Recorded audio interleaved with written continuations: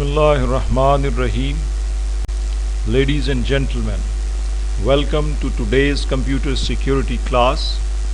The topic of our discussion is denial of service attacks, or in short, DOS attacks. In today's lecture, we will examine the various types of DOS attacks. Chapter 1 listed a number of fundamental security services, including availability. This service relates to a system being accessible and usable on demand by authorized users. A denial of service attack is an attempt to compromise availability by hindering or blocking completely the provision of some service. The textbook we are referring in this course is the Global and 4th edition of Computer Security Principles and Practice, authored by William Stallings. DOS attacks are covered in Chapter 7 of this book. It is really pleasure reading this book. The learning objectives of this lecture are as flashed. Explain the basic concept of denial of service attack, understand the nature of flooding attacks, describe distributed denial of service attacks, explain the concept of an application-based bandwidth attack and give some examples, present an overview of reflector and amplifier attacks, summarize some of the common defenses against denial of service attacks, summarize common responses to denial of service attacks, and finally there is a demo of few DOS attacks that will clarify in more detail. This is a new addition to this lecture series. First of all, the definition of DOS attacks. Denial of service is a form of attack on the availability of some service. In the context of computer and communication security, the focus is generally on network services that are attacked over their network connection.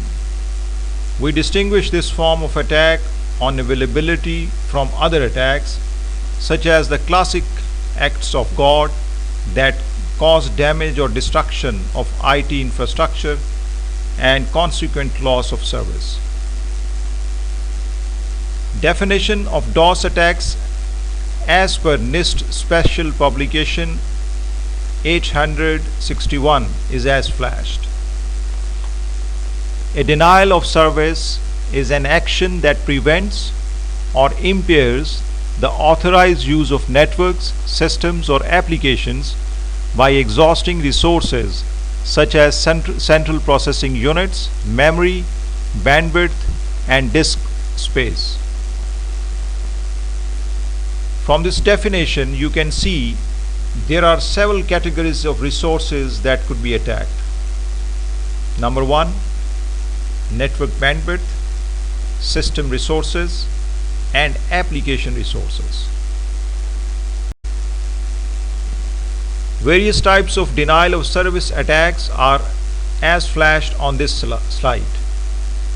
We will briefly go through these attacks to have a basic understanding about these denial of service attacks.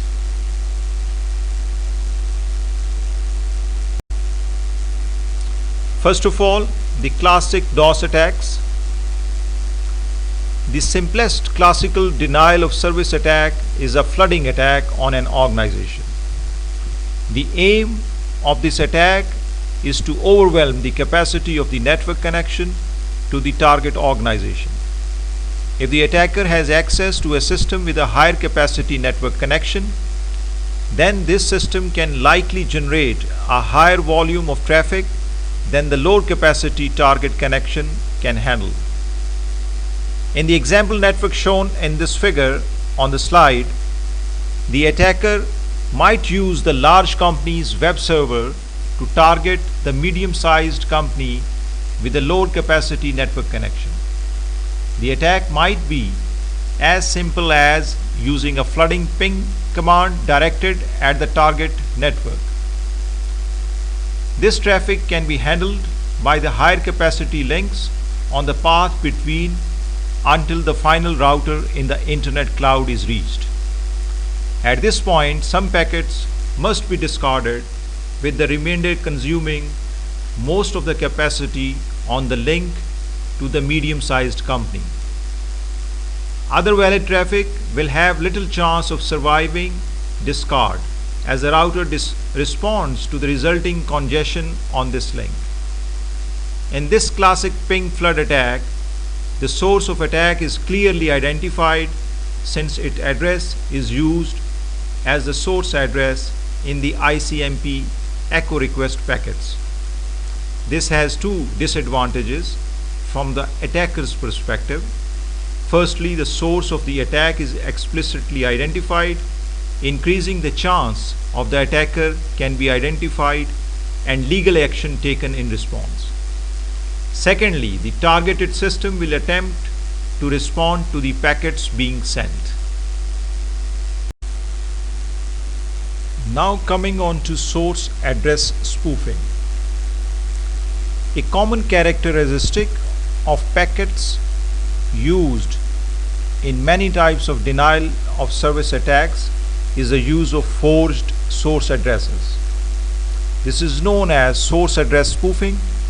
Given sufficiently privileged access to the network handling code on a computer system, it is easy to create packets with a forged source address, and indeed any other attribute that is desired. Given raw access to the network interface, the attacker now generates large volumes of packets.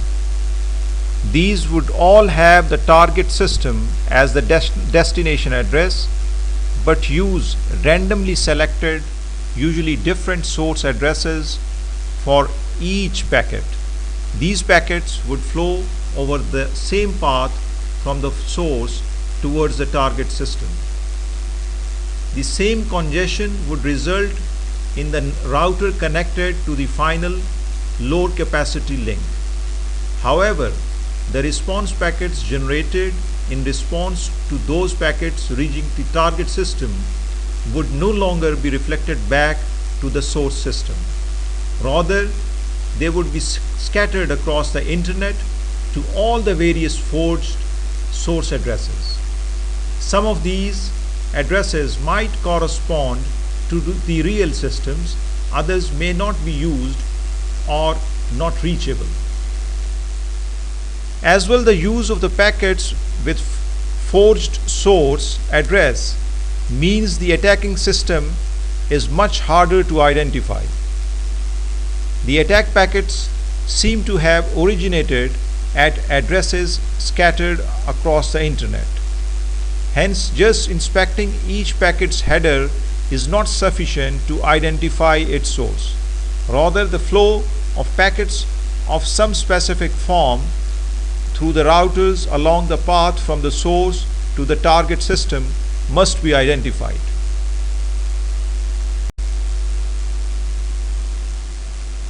Now coming on to SYN spoofing. Along with the basic flooding attack, the other common classic DOS attack is the SYN spoofing attack. This attacks the ability of a network server to respond to TCP/IP connection requests by overflowing the tables used to manage such connections. This means future connection requests from the legitimate users fail, denying them to access the server.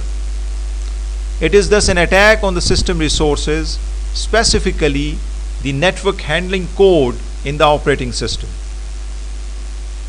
To understand the operation of these attacks, we need to review the three-way handshake that TCP uses to establish a connection. This is illustrated in the figure on this slide. The client system initiates a request for a TCP connection by sending a SYN packet to the server. This identifies the client's address and port number and supplies an initial sequence number. The server records all the details about this request in a table of known TCP connections.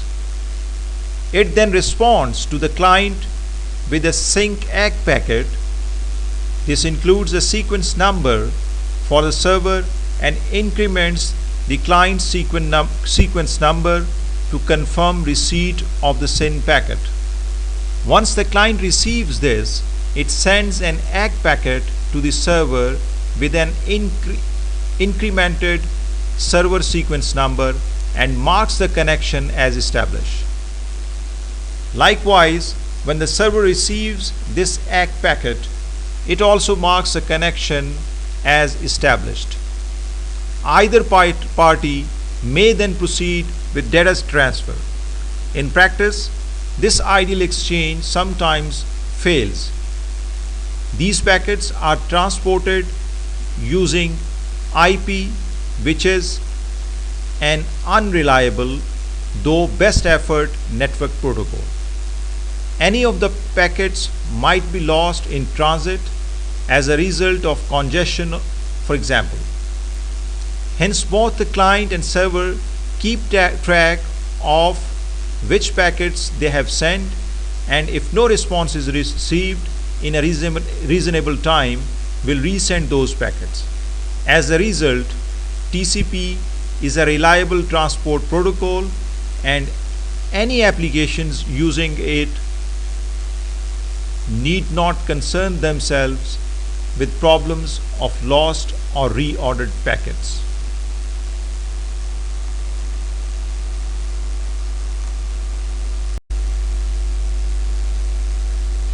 A SYN spoofing attack exploits this behavior on the targeted server system.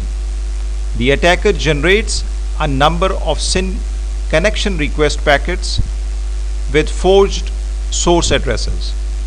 For each of these, the server records the details of the TCP connection request and sends the SYN ACK packet to the claimed source address as shown in this figure on the slide. The server will resend the SYN ACK packet a number of times before finally assuming the connection request has failed and deleting the information saved concerning it. This table is typically sized on the assumption that most connection requests quickly succeed and that a reasonable number of requests may be handled simultaneously. However, in a SYN spoofing attack, the attacker directs a very large number of forged connection requests at the target server. These rapidly fill the table of known TCP connections on the server. Once this table is full, any future requests, including legitimate requests from other users, are rejected. The table entries with timeout and be removed, which in normal network usage corrects temporary overflow problems.